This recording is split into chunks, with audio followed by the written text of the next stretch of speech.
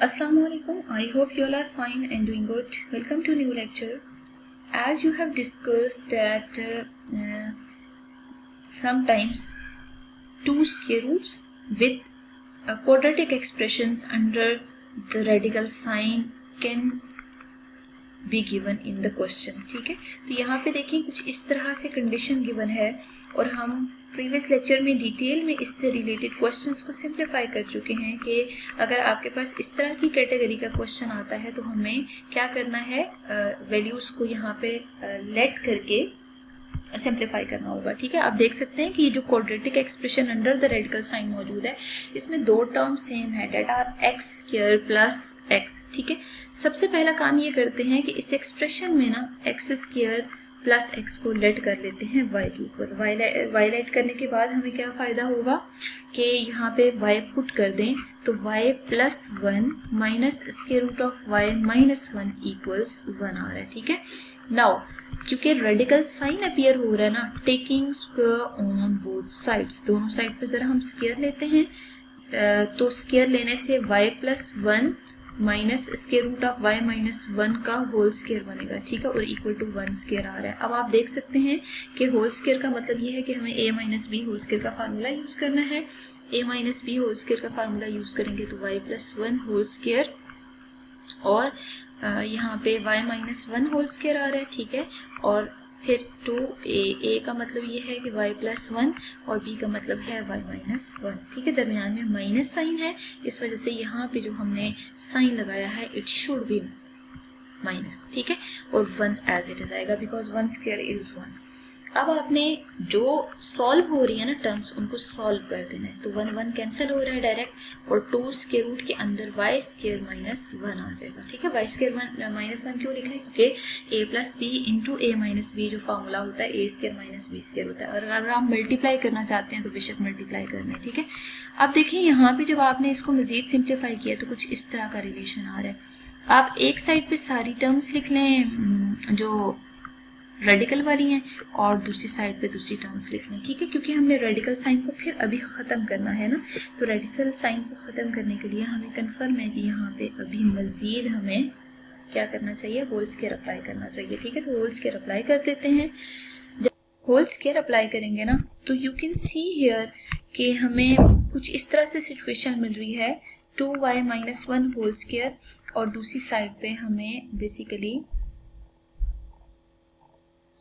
इस टर्म का स्क्वायर लेना है, 2 square root of y square minus one आ रहा है। ठीक है, तो इन दोनों टर्म्स का होल स्क्वायर अप्लाई करना है। होल स्क्वायर अप्लाई करते हुए ना एक साइड पे आपको होल स्क्वायर का फार्मूला यूज करना पड़ रहा है, डेट इज 2y का whole square plus one square minus two into two y into one. ठीक है, और दूसरी साइड पे 4 into y square minus one आ जाएगा। ठीक है, अब आप सिंप्लीफाई करेंगे तो 4y square minus one minus 4y आ जाएगा और यहाँ पे 4y स्क्वायर माइनस 4 अपीयर हो रहा है। ठीक है, तो सब टर्म्स को अगर आप एक तरफ मूव करते हैं ना तो यू कैन सी हियर कि यहाँ पे दो टर्म्स जो हैं वो कैंसल्ड आउट हो रही हैं और बाकी दोनों टर्म्स को जरा सिंप्लीफाई करेंगे तो यहाँ पे जो आंसर आ रहा है वो 4 माइनस 4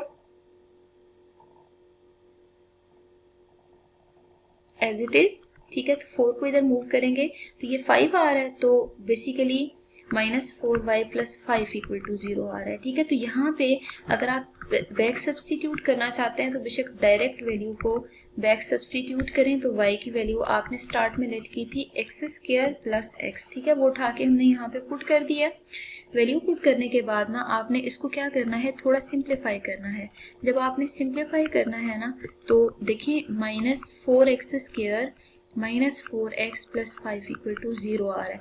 आप क्या करें, यहाँ से बेशक नेगेटिव साइन को कॉमन लेके इग्नोर कर दें। ठीक है, अगर आप कॉमन लेके इग्नोर इन अ सेंस कि ये देखिए नेगेटिव साइन मौजूद है बट जब दूसरी साइड जाएगा 0 से डिवाइड होके 0 ही हो जाना है इसने। ठीक है, अब आप यहाँ पे क्वाड्रेटिक फार्मूला यूज करेंगे। ठीक है, क्योंकि अगर आप इसकी with the help of calculator देखें तो रूट्स रैशनल नहीं है, तो क्वाड्रेटिक फार्मूला अगर आप अप्लाई करते हैं ना तो a 4 के इक्वल है, b भी 4 के इक्वल है और c की वैल्यू -5 है। अब हम फार्मूला यूज करते हैं।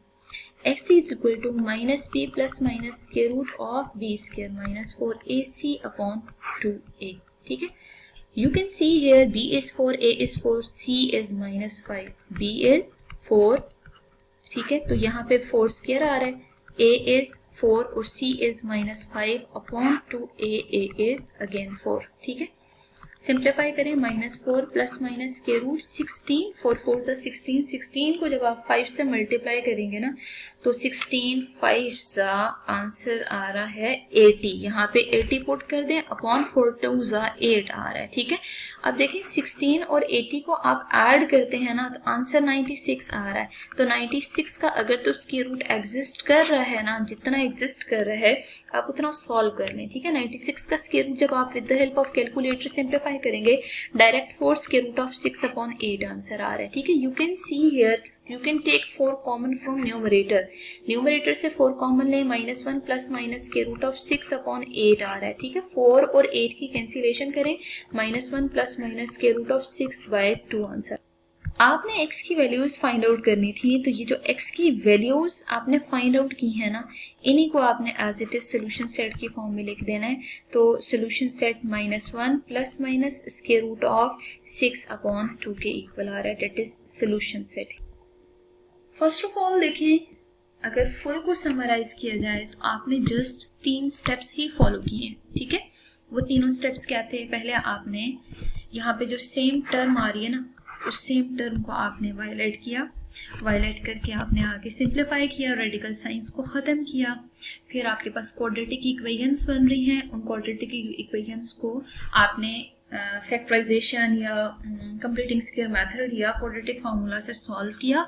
और एट द एंड अगर y का आंसर आ रहा है और आपको क्वेश्चन में x वेरिएबल गिवन है तो y को बैक सब्स्टिट्यूट करना होगा जो आपने स्टार्ट में लेट किया था. इक्वेशन देख लें, अगर लीनियर आ रही है तो डायरेक्ट सॉल्व हो जाएगी, लेकिन अगर क्वाड्रेटिक आ रही है तो by using methods of solving quadratic equations use करें और लास्ट पे जो सोल्यूशन सेट आ रहा है उसको एज इट इज लिख दें.